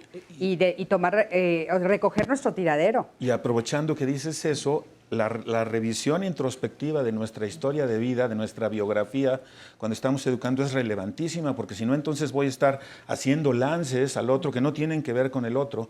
Y si yo no fui visto y escuchado cuando era niño, y esa necesidad la tengo pendiente, que soy niño de este tamaño, pues le lanzo al otro toda una cosa que el otro no sabe cómo recibir. Mira, pero si yo hago mi trabajo introspectivo, puedo redimensionar y pedirle al otro cosas que sí me pueden ayudar a contribuir en mi bienestar. Claro. Oye, de este lado tenemos, ¿cuál es tu nombre? Yasmín. Yasmín, ¿cómo estás? Bien. Yasmín, tú estás escuchando todo esto y tú nos estabas diciendo que tú consideras que sí has podido tener una buena relación con tus hijos. Sí, la verdad, sí, digo, yo hace mucho yo era muy, por todo me enojaba y todo me molestaba, entonces no tenía como que la comunicación, entonces llegué a una fundación donde me ayudaron mucho y ahora, digo, porque la del problema pues era yo, ¿no? Entonces, tengo ahorita mis hijos tienen 17 y 13 y yo siento que tengo una comunicación muy buena con ellos, pero ¿Qué cosas cambiaste tú? La tolerancia, el aprender a escuchar, el no, apenas me están diciendo y ya estoy, no, ya no, o sea, como que primero escucho y ya luego. O sea, tú te descubriste que cuando ellos te decían algo, lo primero que te sucedía era los gritos de tu lado. Sí. Híjole, qué importante darse cuenta de eso. Sí. ¿Cuánto tiempo te llevó a aceptarlo? Pues yo creo que cuando entramos a la fundación ahí fue cuando me di cuenta porque pues aparte de que pues, el trabajo y eso no puede uno estar al 100% con los hijos, ¿no? Entonces ahí aprendí a darle tiempo de calidad y no de cantidad, ¿no? Qué importante, muchísimas gracias. Gracias por tu testimonio. Sandy, adelante. Es que quería, sumando a lo que decías, ponerlo en un ejemplo. Gerardo dice acá una mamá que tiene una hija adolescente y que dice, en el caso de mi hija, por desordenada, siempre tuvimos mala comunicación, pero a partir de que entró a la prepa, es imposible hablar con ella sin discutir. Entonces ya ahí está la etiqueta, ¿no? De desordenada, lo que decías, y ya lo pone como un imposible. Imagínense. Y en vez de decirle yo aprecio el orden y la limpieza, le dices tú eres una desordenada. Sí, era como para ilustrar lo que estabas diciendo con un ejemplo. Porque salta el papá con el enojo, ¿no? O sea, Sí. a partir del momento en donde comprendemos la etapa en la que está ese muchacho y que el enojo además tiene una función. Tiene un lugar, claro. Porque Sí. el enojarme me separa, ¿no? Sí. O sea, es una maniobra muy básica de separación. Vamos a un corte, Claro. María, regresamos. Continuamos, recuerde que estamos en vivo y le vamos a mostrar imágenes de personas que han desaparecido. Pedimos su ayuda, créame, es bien importante que las vea detenidamente y que si tiene cualquier información se comunique a los teléfonos que aparecen en pantalla. La primera foto es la de Fátima Cecilia Vázquez Padilla, quien se extravió en Avenida Ignacio Pichardo Palacio, Manzana 5, Lote 1, en la colonia La Florida del municipio de Catepec, en el Estado de México. Fátima Cecilia fue vista por última vez el 23 de abril de este 2019. La siguiente imagen es la de Néstor Giovanni Apolonio Flores, quien fue visto por última vez en el trayecto de Reynosa, Tamaulipas, a Monterrey. Esto el 6 de agosto de este año. Repito su nombre, Néstor Giovanni Apolonio Flores. Siguiente imagen es de Mateo Balam Mendoza Ayala, quien se extravió en la calle Azucena, Manzana 6, Lote 5, en la colonia Nueva San Miguel del municipio de Chalco, en el Estado de México. Fue visto por última vez el 15 de septiembre de este 2019. Es Mateo Balam Mendoza. Ahora vamos a ver a Dulce Valeria González Andrade, quien se extravió en calle Adolfo López Mateos, Manzana 12, Lote 2, en la colonia Ampliación San Miguel Jalostoc del municipio de Catepec, en el Estado de México. Esto es más reciente, el 16 de octubre de este año. Fue vista por última vez Dulce Valeria González Andrade. Vamos con una siguiente fotografía, es la de Leonardo García Flores, quien se extravió en la colonia Norma García Flores, se extravió en la colonia Portales, en la alcaldía Benito Juárez de la Ciudad de México, el 6 de octubre de este año. Repito su nombre, Norma García Flores. Y esta es la lista de las personas que tenemos para que usted, por favor, nos apoye. Recuerde, este servicio lo hacemos todos los martes y contamos con su ayuda. Vamos a continuar con nuestro tema del día de hoy viendo lo siguiente. Paul Václavic, autor del libro El arte de amargarse la vida, es un psicólogo estudioso de la comunicación humana que afirma que todo, absolutamente todo lo que hacemos, comunica algo, incluidos los silencios. Al respecto, padres y madres suelen tener estilos de comunicación que favorecen las discusiones dentro de la familia. Por ejemplo, 1. Eres de los que intenta por todos los medios tener siempre la razón. 2. Te guías por lo que debe ser y no por lo que está frente a tus ojos. 3. Insistes en creer que tú, y solo tú, sabes lo que les conviene a tus hijos. 4. Siempre te quedas callado y no dices lo que piensas, dejando a tus hijos en la incertidumbre. 5. Asumes que puedes leer la mente de tus hijos y que te puedes anticipar al futuro. 6. Envías dobles mensajes y no eres claro. 7. Si algo sale mal, culpas a tus hijos de que no te entendieron. Si te identificaste con alguno de estos comportamientos, recuerda que siempre es posible cambiar nuestra forma de comunicarnos, sobre todo para mejorar las relaciones familiares. Bueno, pues seguimos en el tema de qué es lo que podemos hacer como papás para poder establecer una relación más efectiva con nuestros hijos justo cuando estamos en medio de una discusión. Y a mí me gustaría sí poner sobre la mesa esto de que nosotros tenemos como esta sensación de no poder discutir o no saber discutir. Eso es como lo que parece que sucede a nivel de familia, porque creemos que las discusiones siempre van a acabar en ruptura o van a acabar en pleitos o va a acabar en una batalla campal. O sea, creo que no hemos sido entrenados como familias, en México por lo pronto, para poder sentarme y tener una discusión que pueda llegar a algún lado y que pueda haber como este entendimiento. ¿Ustedes qué opinan de eso? Me gusta... Perdón, gracias. Vas. Me gusta mucho esto que dices porque a veces es complicado durante la situación de conflicto tratar de dialogar sobre eso. Y algo que sirve mucho es posterior al conflicto, en una situación en donde estemos todos los miembros de la familia tranquilos, hablar de esa situación y revisar qué fue lo que provocó la desconexión. Sí, porque parece que nunca regresamos a la pregunta o nunca regresamos al tema y a decir, bueno, ¿qué fue lo que llevó ayer o antier a que acabáramos en esto? Claro, ¿no? y entonces se regresa a la misma dinámica. Exacto. Así es. Aquí hay algo a revisar cuando uno está discutiendo, es quién de los dos en este momento necesita mayor empatía. Y generalmente el que más alterado está es el que necesita ser escuchado. Aquí la pregunta es quién va a ceder primero y va a decir, veamos un tubo de la empatía en donde no pueden pasar los mensajes al mismo tiempo porque el tubo se atasca. Tomar la decisión de que los mensajes tienen que ir hacia un lado o hacia el otro y elegir que cuando se escucha y se usa mucho en los círculos de paz usar la pieza del habla. Cuando yo tengo la pieza del habla y si no la suelto y aunque me quede callado, tengo la pieza del habla y ese es un ejercicio muy bonito para elegir que cuando de verdad el otro está elaborando, porque a veces hay silencios en donde la persona necesita como mayor espacio. Pero en ese tubo de la empatía es hacer acuse de recibo, devolverle al otro y decirle, lo que escucho que dices es que te estás sintiendo frustrado porque te gustaría que te escuchara. Pero Gerardo, para encontrar esas herramientas de comunicación que son muy buenas y sí son efectivas, hay que vivir un proceso antes. O sea, en el momento en el que yo ya estoy sentada en medio de la discusión y ya estoy gritando y yo ya...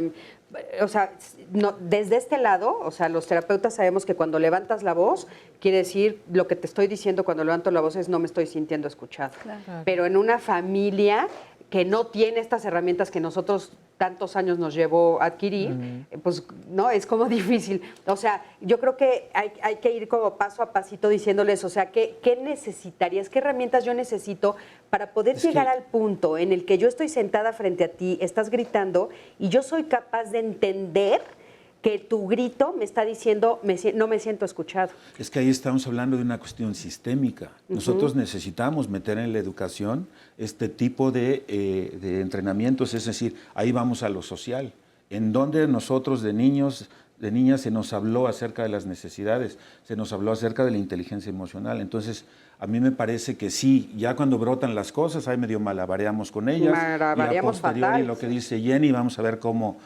resolvemos, pero sí amerita muchas cosas que nos toca hacer como adultos, como la revisión de la biografía, como ver a nivel las instituciones escolares cómo están manejando la cuestión. Es decir, ahí tiene que haber todo un bagaje porque nos lanzamos al abismo sin la más mínima idea. A ver, un segundo, ahorita nos lees la llamada de la maestra. ¿Hay primeros auxilios? Sí, hay primeros auxilios, es decir, el 1, 2, 3 de las discusiones. A ver, ¿cuáles son? Punto número 1, aquí no vamos a decir groserías. Okay. En cuanto salga una grosería, alguien se va a levantar y se va a ir. Punto. No habrá más discusión.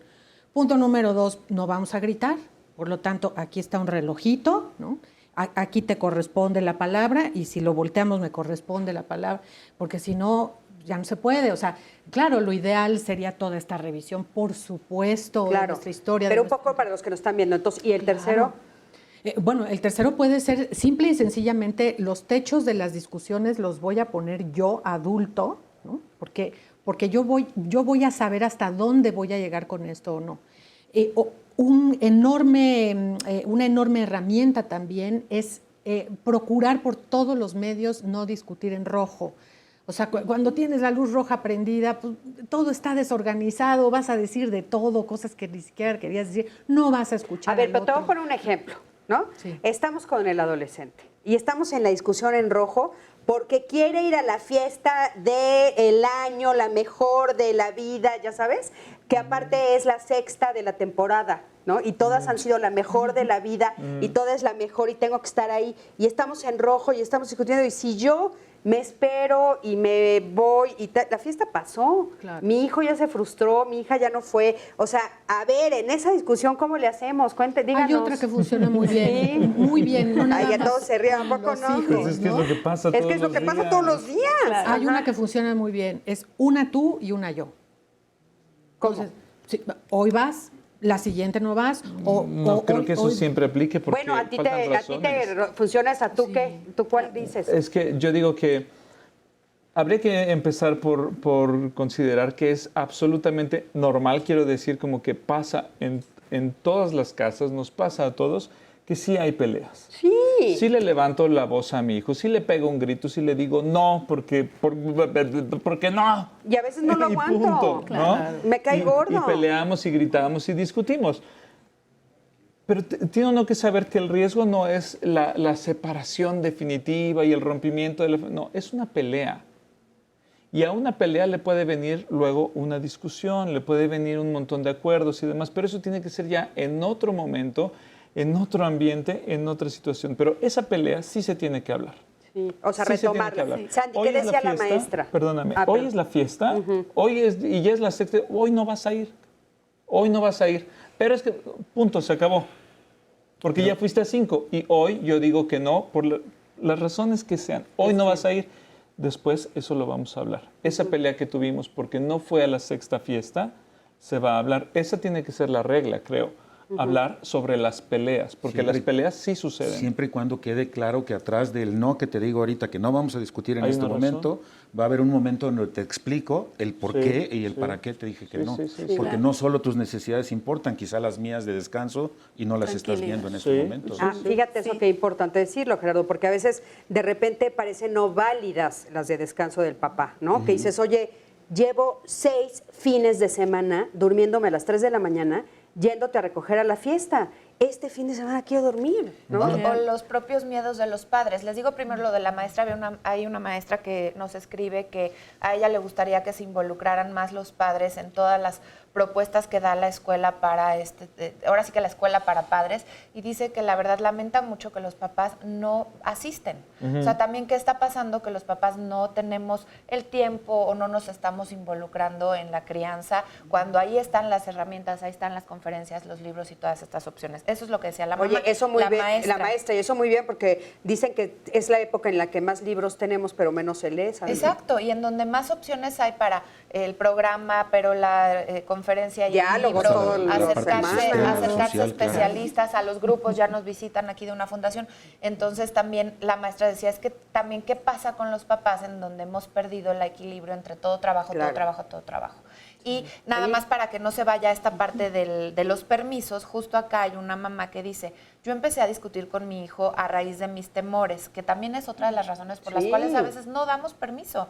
Dice, él cayó en la curiosidad de probar las drogas y aunque no lo hace seguido, su ansiedad es mucha, y dice, y ahora empezó con el cutting, y dice, Híjole. yo no lo comprendo, él ha sido rechazado por mi familia porque soy mamá soltera, hay toda una dinámica familiar, pero los propios miedos de los papás de que, claro, les pase algo, tengan un accidente, caigan en drogas, etcétera, son reales. Los miedos no sé si sirvan también como una explicación a los jóvenes. Sin duda. Sí. Yo creo que hemos hablado mucho sobre la comunicación, pero también hay que hablar que en una familia pues se requieren de normas que son protectoras para los miembros de la familia. Claro.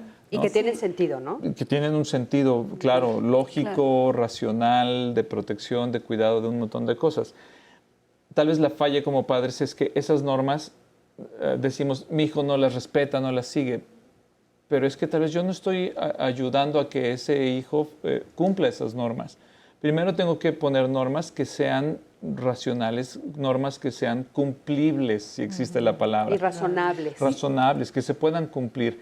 Y segundo, y creo que lo más importante de poner una norma es darle seguimiento, porque a veces yo como papá pienso que poner la norma es dictarla. Eso. Y ya. Claro. Pero es un niño de 8 años, o de 4, o de 14, y pienso que a la edad que tenga ya tiene que obedecer la norma que le puse. Pues no. Es que también hay que aprender a ser flexible y aprender a Hay una cosa muy ya lo importante. hiciste, hazle así, a ver, ya te vestiste, saca la playera. A lo mejor así desde esos principios tan básicos y tan elementales como saca la playera, saca el pantalón, la falda, los zapatos, etcétera, hasta cosas más complejas, ¿no? Pero hay que irle dando seguimiento a las normas. Y sabes que esto que dices de seguimiento, que ahorita ponías, Sandy, el ejemplo de las mañanas, que yo creo que nos reíamos todos porque de veras las mañanas son caóticas. Yo no sabes cuánto cuántas veces en terapia les digo, bueno, que saquen la ropa la noche anterior. Sí. Algo tan sencillo no lo hacen. ¿Sabes? Sí. O sea, nosotros no le damos seguimiento como papá, pero y que se vuelva un hábito, pero no lo hacemos nosotros como papás, no les enseñamos a hacerlo a ellos y después nos preguntamos por qué la mañana siguiente es caótica. Para mí es bien importante hablar de las normas, un poco lo que decías, es decir, soy yo el que las dicta y a mí me gusta meterle, son normas que en algún nivel fueron acuerdos explícitos de convivencia, en donde nos vamos a sentar a dialogarlo todos, en donde todo el mundo tenga la confianza que sus necesidades están al centro y puedan decir, ahí veo que estoy incluido. Así entonces todos hicimos una especie de Ahora, compromiso. Gerardo, pero mis necesidades, por ejemplo, también hay que tener como mucho cuidado en eso, porque a los hijos hay que explicarles que hay necesidades que ellos tienen que ellos no son capaces de entender, como por ejemplo la necesidad de descanso. ¿No? Sí. Porque si yo le digo, pues es que te vas a dormir a las 9 porque tienes necesidad de descanso, o es aparte tu derecho y es tu obligación, y es mi obligación hacer que se cumpla, eso a veces también hay que explicarlo a varios niveles, y a veces en ese caso sí decir, porque lo mando yo, Ahora, porque no lo estás entendiendo, mijito, y tienes que dormir. Pero ahí hablamos de poner límites y entonces entran límites otra vez más centrados en las necesidades. Que no se entienda que hacer acuerdos explícitos de convivencia es que cuando tengas que ser fuerte y tomar una decisión y no vas a consultarla con nadie, no va a estar. Es decir, mi figura en ese liderazgo es que yo en algún momento tomo la decisión y no te voy a preguntar. Exacto. Para y que depende mucho de la edad, ¿no? Para que no se entienda que las normas no existen. O sea, que pasa en una familia de que las vamos a votar.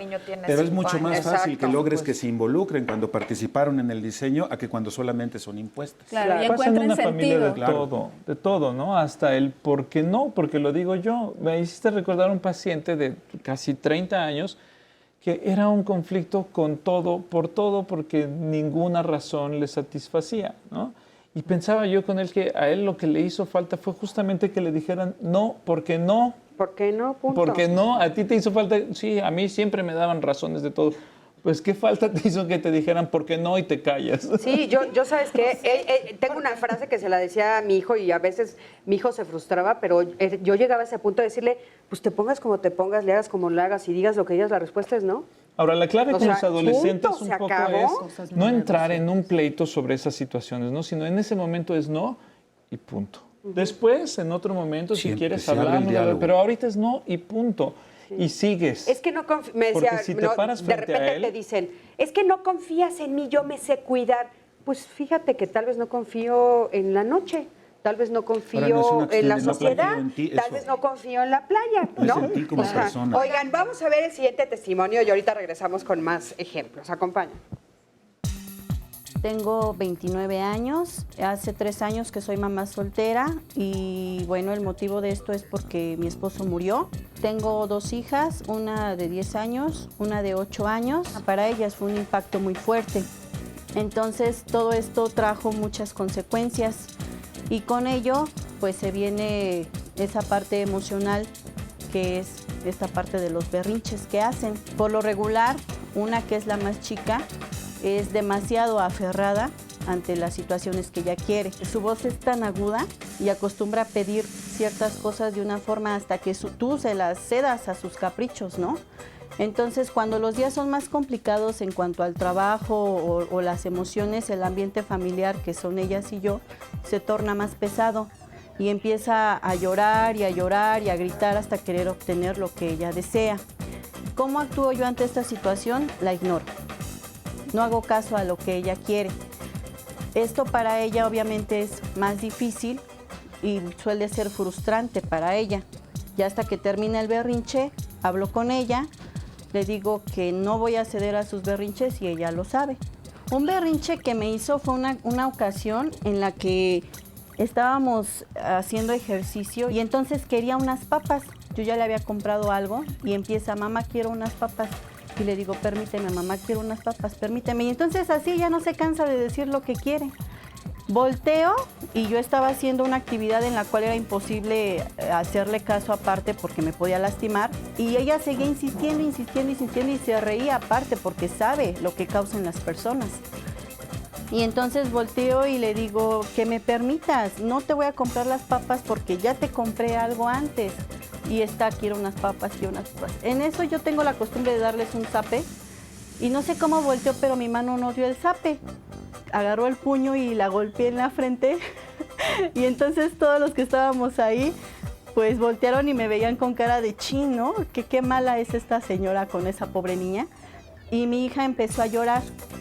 Yo me agaché y me reí porque vi su cara, pero sabía que al final no era el objetivo golpearla, ¿no? Pero fue tan intolerante ese momento que agarré y le dije, es que te dije que me permitieras. A partir de ese momento ella conoció mi puño, ¿no? Conoció esa parte de lo que podía sentir si me sacaba tanto de mis casillas, que cada que suele hacer un berrinche le digo, te voy a dar uno.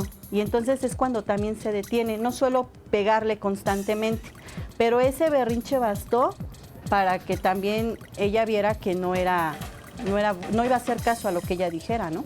Su papá era un hombre fuerte, era una persona que le gustaba obtener lo que él quería, cuando él quería, a la hora que él quería. Y entonces creo que este temperamento lo tiene ella, ese temperamento que es aparte voluntariosa. Y para mí ha sido muy complicado. Algo que me ha ayudado es, yo creo que el contar del 1 a 1580 para tratar de evitar de caer en el grito o en los golpes constantes. Por eso trato de ser tolerante ante eso e ignorar lo que ella exige. Híjole, muchísimas gracias, qué buen testimonio. Nos pusiste cuántos ejemplos de lo que sucede todo el tiempo.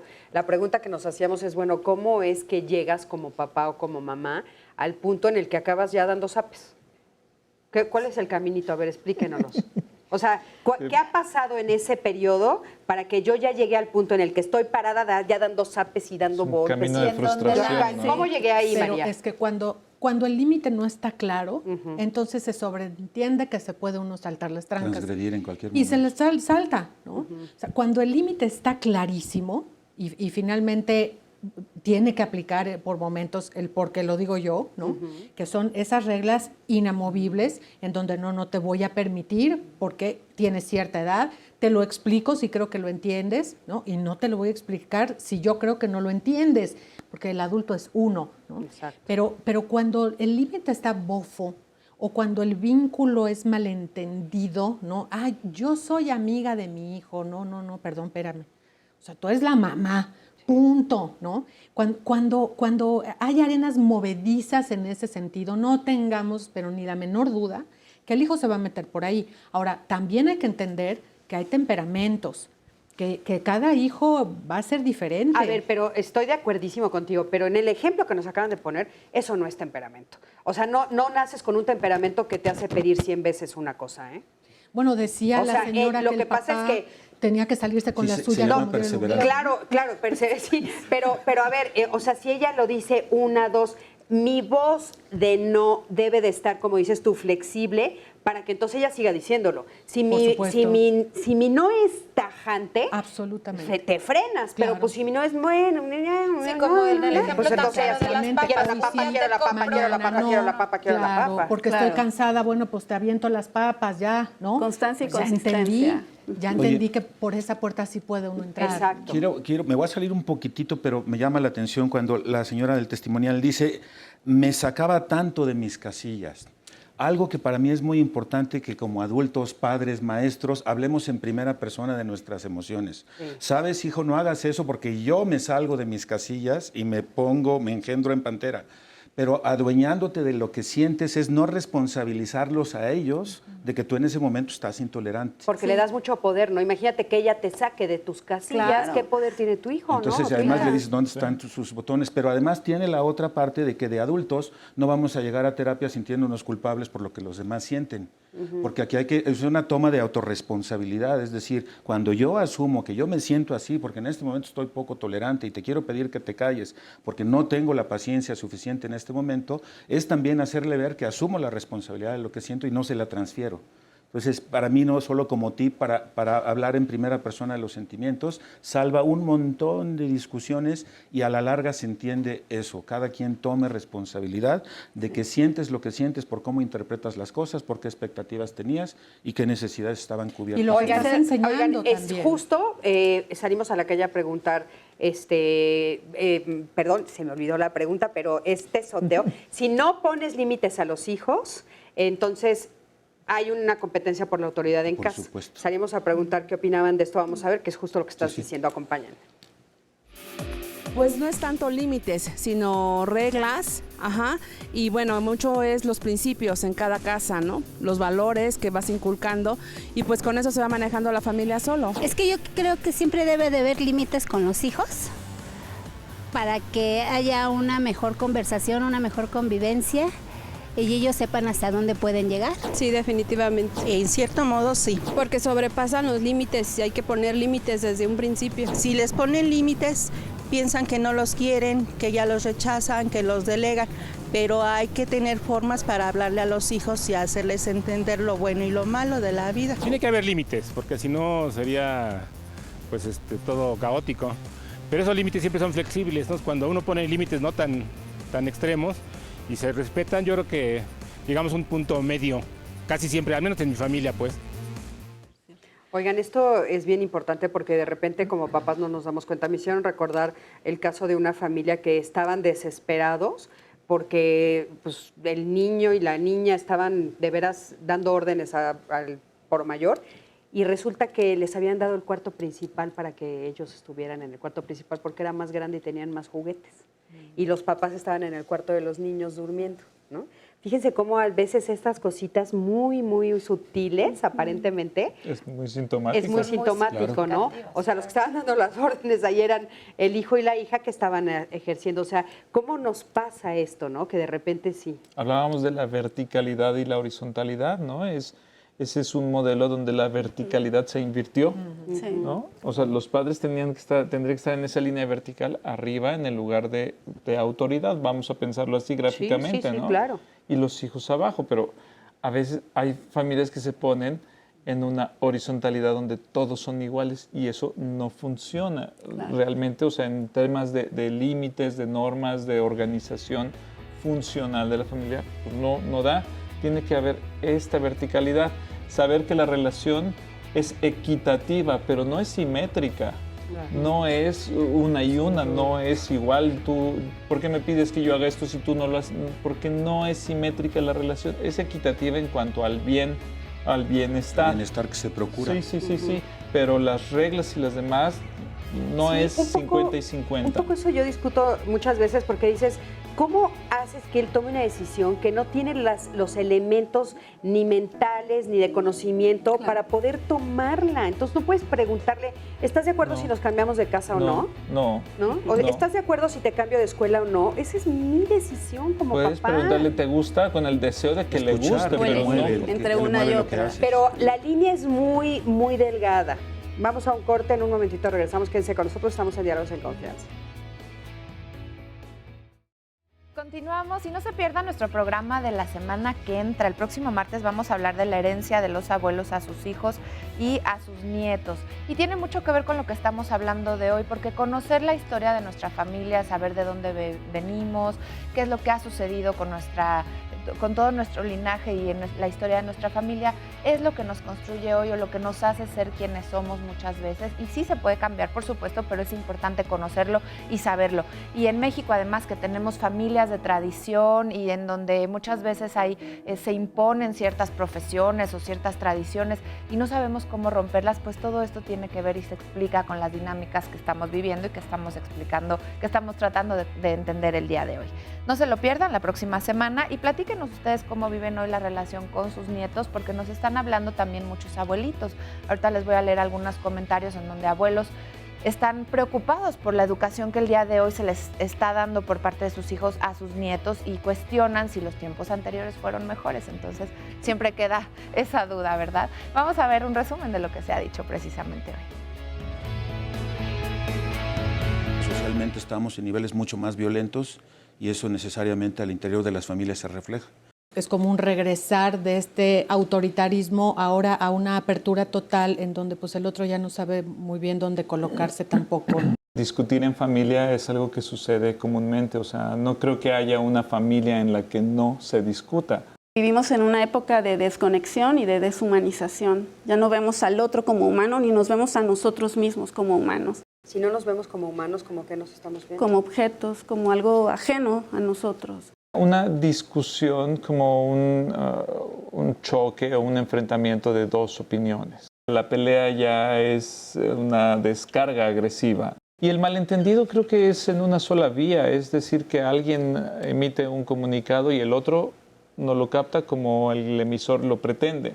Los malentendidos se dan porque en vez de estar escuchando al otro para comprenderlo, estoy escuchando al otro para responderle. Ajá. Y el reflejo que tienen los adolescentes es competir con los papás, justo porque eso les hemos modelado, si no se lo inventaron. Esta adversariedad entre el adulto y el hijo adolescente es una necesidad para el hijo adolescente competir y afirmarse, que se vuelve un desastre cuando el padre narcisista tiene la misma necesidad de aquí mando yo y aquí me impongo yo y el tú te callas, pues ya no funciona. Qué bonito es tener a alguien que me escucha y no me juzga. El adolescente sí llega a sentir una especie de duelo, de tristeza, de pérdida por esa niñez. Nosotros los padres estar conscientes de ello y no pensar que es un adversario, ¿no? Sino que es un hijo que está en desarrollo y que tiene cambios. No se trata de ser autoritario como el que impone las cosas y solo porque es lo que yo pienso. Ser autoridad implica, entre muchas cosas, tener la capacidad de reconocer las diferencias y respetarlas. Cuando pones etiquetas, pues lo que logras es que te pongan una muralla enfrente. ¿Cómo se logra la apertura? Siendo empáticos, una escucha empática con el otro a profundidad, porque lo que no confían los hijos es en ti. Esto ya lo sabes, pero no está por demás recordarlo. Cuando estamos enojados con nuestros hijos, a veces pueden llegar a hacer cierto tipo de cosas para hacernos enojar. Por ejemplo, no despertarse sino hasta que les levantamos la voz. No recoger su habitación aunque lo hayamos pedido 5 veces en el día. No sacar ni alimentar a la mascota que tanto nos pidieron de cumpleaños, etcétera, etcétera, etcétera. Pues no siempre, pero sí, pues tienen sus etapas y ellos tienen otra época, otras ideas. Por rebeldía, porque piensan que los padres ya están grandes, que ya no tienen nada que enseñarles, pero, o sea, uno siempre va a estar, creo yo, por delante de ellos, ¿no? Por muy preparados que estén. Y lo mismo sucede con los hijos, quienes a veces piensan que los padres solo están para aguarles la fiesta, llenándolos de responsabilidades y juicios sobre su forma de vestir, hablar, de relacionarse con los amigos y hasta en la forma de divertirse. No, de hecho mis papás sí me apoyan porque pues ellos realmente nos tenemos mucha confianza. Ellos me educaron de la manera en que mis decisiones tienen un sustento y van a tener una consecuencia que puede o beneficiarme o perjudicarme, y dejan mis decisiones a mi propio criterio.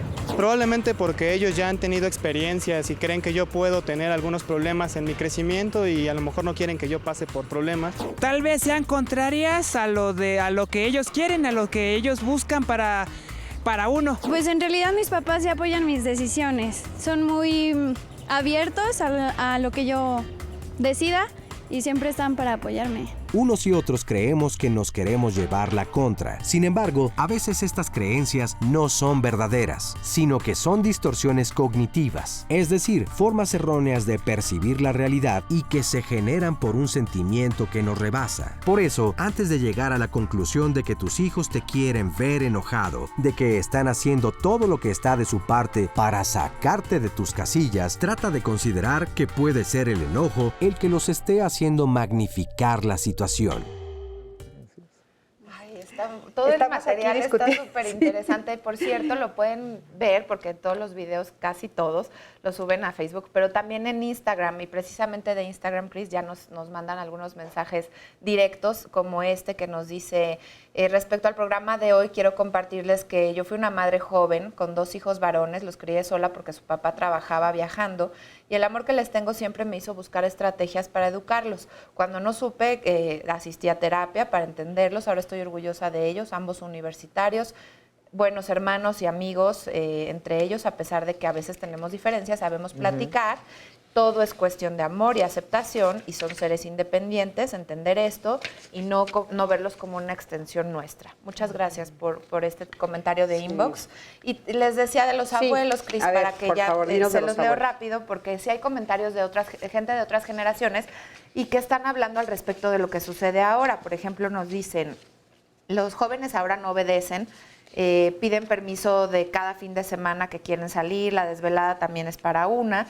Hay venta indiscriminada de alcohol para adolescentes, ahora beben, fuman, ya saben hasta combinar todo eso. Dice, les falta mano dura que tuvimos nosotros y hoy somos alcahuetes. Luego acá nos dice otro comentario al respecto.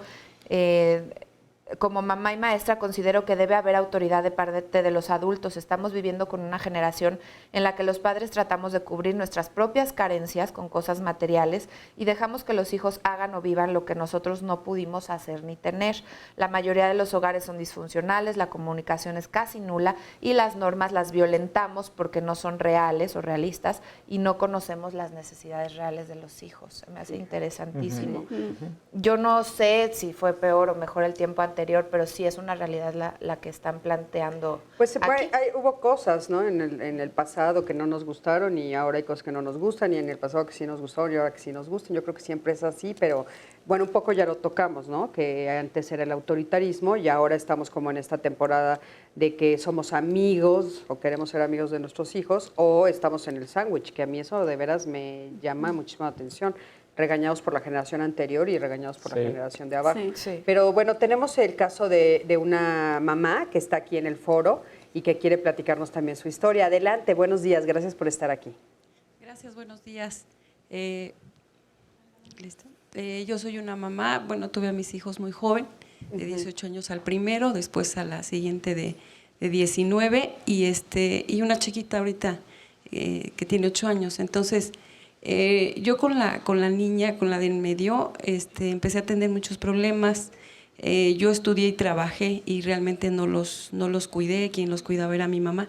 Entonces, pues como todo ese tiempo se la pasaron ahí. Cuando ya retomo yo la educación, digamos, que ya estoy más con ellos, empieza a tener muchos problemas con ella. Yo me separé de su papá como a los 2 años, porque no era responsable, entonces yo me hice cargo completamente de ellos, trabajaba y estudiaba.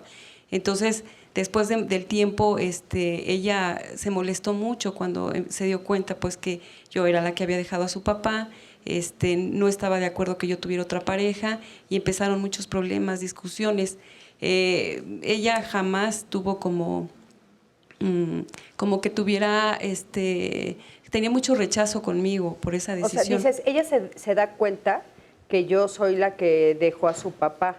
O sea, a ella alguien le dice que eso es así porque, bueno, pues un divorcio siempre es de 2.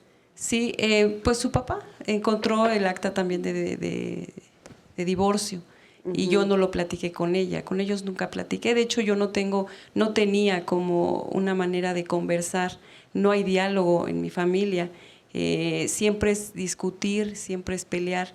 Al día de hoy, pues hay otra situación, pero durante mucho tiempo, sobre todo en la adolescencia, ella es la que manda, ¿no? Y a mí me ha costado mucho trabajo entender que yo soy la mamá, soy endeble, tengo muchas culpas con ellos por el hecho de que no estuve.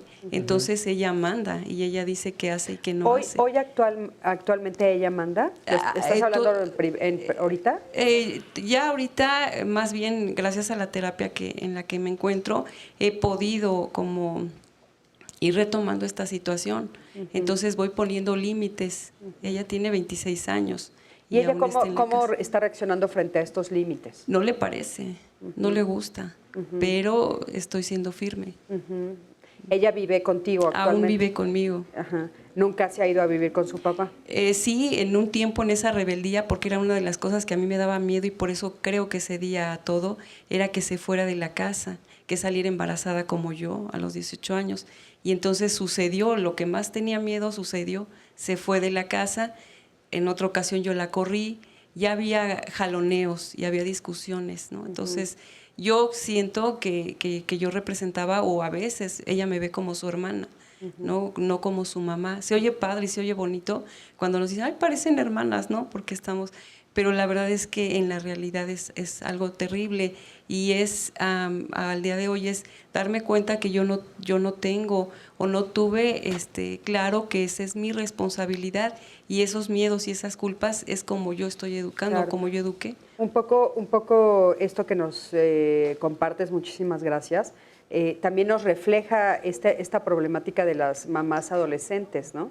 porque finalmente, bueno, pues sí, tú estabas muy jovencita, si bien ya en México ya eras mayor de edad a los 18, de todas maneras sabemos que a los 18 años pues todavía no estamos lo maduras suficientes como para poder tal vez entender lo que nos está sucediendo, y tú ya estabas a punto de ser mamá y al año siguiente ya eras mamá de 2, entonces pues sí, de repente te cayó toda esa responsabilidad encima a muy temprana edad, juntando que aparte seguiste estudiando y aparte los mantuviste tú sola, ¿no? Sí, así es. Y entonces, bueno, ¿con la chiquita tienes una mejor relación? Sí, ahorita hay mejor, pero ahorita la situación que estoy viviendo es algo también grave para mí, porque hay discusiones entre las dos, o sea, entre la chiquita quiere ser como la grande y la grande quiere ser su mamá. Entonces, en algunos momentos yo tengo que entrar y decir, bueno, tú a lo mejor sabes esto, pero yo soy su mamá. Entonces, pero la chiquita quiere toda la atención como se la están dando a la grande. Entonces, y la grande pide, porque casi no está, porque está terminando de estudiar, entonces cuando llega quiere toda la atención, y la niña chiquita quiere la atención también, entonces es bien difícil. ¿Qué le podemos compartir? ¿Alguno de ustedes la puede ayudar en este tema? Yo pensaba ahorita que dice cómo pelean la mayor y la menor, porque la mayor quiere ser su mamá. Pienso en esa hija mayor, ¿qué debe sentir por su hermana menor en cuanto a que esa menor tuvo la mamá que la mayor no tuvo? Le debe de provocar una serie ahí de emociones bastante conflictuantes, a lo mejor de principio envidia, celos, coraje, porque ella sí tuvo o sí tiene algo que ella, la mayor, hubiera querido. Eso creo que es algo que hay que considerar y que se tiene que poner sobre la mesa. Oye, sería interesante también que saber si eres tú la única que está ahorita con atención psicológica o ellos también. Ahorita la chiquita está yendo a terapia infantil, la de 8 años, y la grande en algún momento tuvo, pero por el momento no está teniendo ya atención. Sí, porque un poco lo que estás diciendo es que justo la grande es la que tendría que tratar de resolver tal vez esta, pues no sé, puede ser desde enojo, tristeza, envidia, de tú sí tienes mamá y yo no la tuve, aunque es la misma mamá y es la que compartimos, ¿no? Habría que verlo. Y volvemos a ver cómo tiene que ver toda la dinámica de la familia, no nada más la mamá o el papá ausente. Los abuelos, volviendo a los abuelos, porque dice acá una llamada, tengo a mi cargo a 3 nietos y me gustaría saber cómo puedo guiarlos y educarlos, ya que todo el tiempo peleo con ellos porque no quieren comer, por las tareas. ¿Qué puedo hacer? Necesito su consejo, porque es el caso de muchas familias en donde las mamás están trabajando. Claro, y justamente lo que tú decías es, tus hijos grandes se criaron, digamos, con tu mamá. ¿Y ella tiene buena relación con su abuela? Sí. ¿Con ella no discute? No. Fíjate, ¿no? Sí. Pero bueno, muchísimas gracias de veras por tu testimonio. ¿Y qué les podemos decir a los abuelitos que nos están también? Una parte que a mí me parece que ayuda mucho a salir de este modo pelea y todo es centrarnos en las necesidades. Estas necesidades las tenemos todos por el hecho simplemente de ser seres humanos, desde que naces hasta que mueres están ahí. ¿Cómo sería que los límites siempre van en función de esto? Si yo no conozco mis necesidades, no sé qué pedirte. Además somos muy ambiguos, de repente puedo tener la necesidad de respeto y le digo al otro, respétame, pero no estás diciendo nada. ¿Cómo sería hacer peticiones de acción concreta? Mientras más conozcas esto, puedes ser mucho más directo en las peticiones que les haces y ellos también conocen que tus necesidades son importantes. En la adolescencia son bastante egocéntricos y quieren que todo gire en torno a ellos, y esta es una manera de limitar y decir, oye, las necesidades de todos están vigentes, y eso es lo que la figura en este vertical va a cuidar. Es decir, mi posición como el jefe de familia es cuidar esto. Entonces, para prácticamente estar en ese poder centrarnos en esto, y que también se entienda que esto a veces se ponen límites fuertes, es decir, el uso de la fuerza se vale desde la comunicación no violenta, que es a lo que nos dedicamos, pero hay una lógica diferente, el uso de la fuerza protectivo. En esto no voy a negociar, decía un papá por ahí, los límites deben ser flexibles, espérame, depende cuáles. Claro. Hay unos que son inamovibles y esos no nos vamos a mover, claro, y voy a usar todo mi poder para que eso no suceda, y en otros sí me flexibilizo. Finalmente lo que quiero decir es, hacer peticiones de acción concreta al otro. Por ejemplo, el programa estamos diciendo cómo hacer para no pelear con mis hijos. ¿Cómo sería replantear esa pregunta? Decir, ¿cómo hacer para lograr armonía con mis hijos? Claro. Entonces, que vaya en lo que sí quieres lograr en vez de lo que no quieres lograr. Y bueno, estas necesidades, por supuesto, las vamos a subir a las redes. Ustedes al final del programa las pueden consultar. Ahí van a estar para que puedan tener acceso a ellas. Decir, ¿no? que a mí me han resultado una guía muy poderosa para que la energía de la familia se centre en la conciliación de esto todo el tiempo. Por supuesto, y justo estábamos hablando, Jenny, de los límites, ¿no? Tú decías, bueno, es que esto de los límites flexibles no es así, o sea, ¿cuáles límites jamás podrían ser flexibles? Así es. Retomando este concepto del uso protector de la fuerza, le llamamos en comunicación no violenta, no son flexibles cuando se trata de protegerlo, de proteger a mi hijo o de protegerme a mí también. Por ejemplo, si mi hijo de 14 años quiere tomar, no. O sea, no hay acuerdo posible. Ahí no hay flexibilidad. No hay flexibilidad. En otro tipo de límites en donde no está de por medio la seguridad, ahí sí puede haber una negociación. Y me gustaría retomar un poco, abonar a tu comentario de las necesidades, porque tiene que ver mucho con los comentarios que has leído. Tenemos una premisa en comunicación no violenta, que la violencia es la expresión trágica de las necesidades insatisfechas. Y eso me encanta, porque cuando escuchamos de rebeldía, de drogadicción, decía hace rato el testimonial, de cutting, son gritos desesperados de necesidades que no han podido, a lo mejor ni siquiera son identificadas por el mismo hijo. Son gritos de auxilio, de escúchame, mírame, ve lo que necesito. Y bueno, eso quería A veces abonar. también ellos a nivel personal, ¿no? Tienen que hacer como esta reflexión de poder decir claramente qué es lo que quieren y qué es lo que necesitan cuando ya son un poquito más grandes también, ¿no? Así Eso es. es como muy, muy importante. Sí, y si son pequeños yo les ayudo a identificar cuál puede ser. Yo no sé, como padre, no sé lo que mi hijo necesita, pero puedo intuir y puedo tratar de adivinar qué es lo que está necesitando y se lo pregunto. ¿Estás muy cansado? ¿Te gustaría un descanso? ¿Estás muy divertido jugando? ¿Quieres seguir con esto? Yo le ayudo a identificar cuáles son sus... Claro, para que se vaya. Así es. Oigan, recuerdo mucho cuando mi hija está cansada y tiene hambre, yo soy la que le tengo que decir, es que ya te estás muriendo de sueño, es que te estás muriendo de hambre. Claro que no.